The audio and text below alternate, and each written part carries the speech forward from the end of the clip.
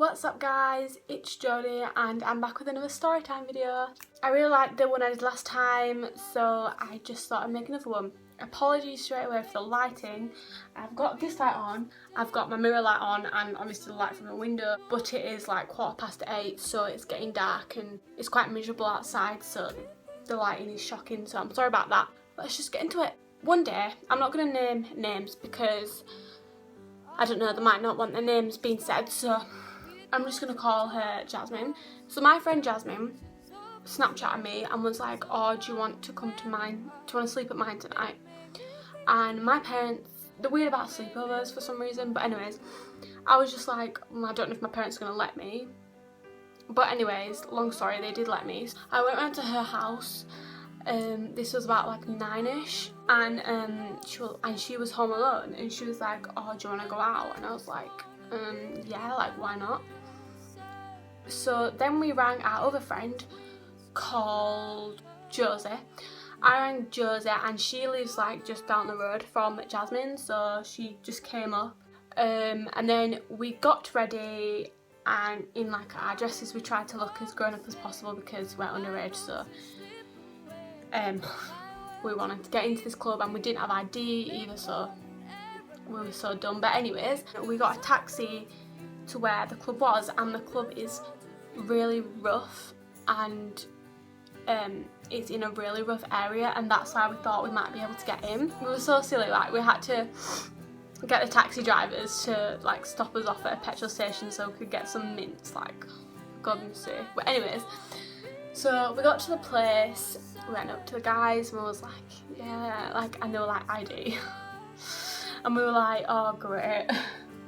We were like, oh, we don't have any, and we were like, well, we can't let you in then. So we were like, for God's sake. So we just left then, and because, as I said before, the area where we were in is like really rough, like a really bad, like the stabbing, like a really bad stuff happens there. But we were shitting ourselves, and basically the club was like in this back alleyway as well. 3 vulnerable girls in really revealing dresses. It was really scary. So our first instinct was to think, right, so if we're getting a taxi from where we live, we need to go somewhere public.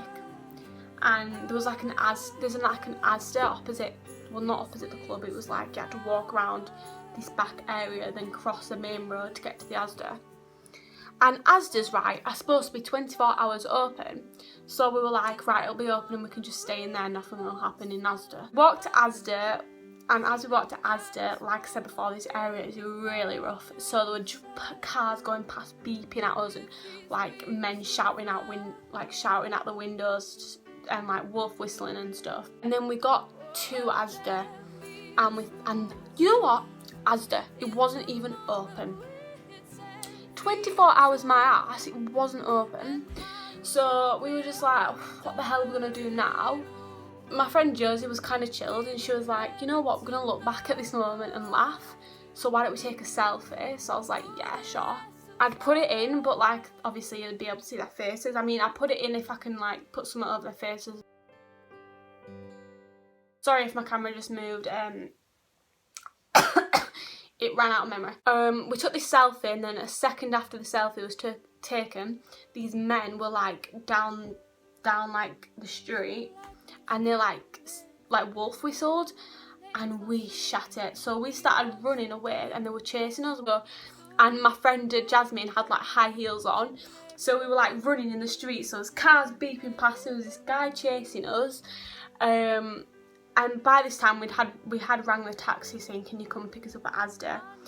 And we had to ring them back, and we was like, can you actually come to the bus station because we're being chased by some men? And they were like, yeah, that's fine. But the taxi driver was so pissed at us. But anyways, that's another story. We got to the bus station, and the guys had stopped chasing us. I think they'd given up by then, and we just waited there, and then the taxi came and just took us home.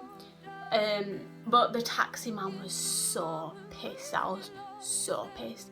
If you want me to explain why he was so pissed at us and the stuff that happened after we got after he dropped us off, I'll explain that, but that'll have to be another story time. Yeah, that's basically what happened. But the thing that scared me the most is like how rough the area was, and it was a Saturday night, And to be honest, if we hadn't ran, if the men hadn't wolf whistled, or like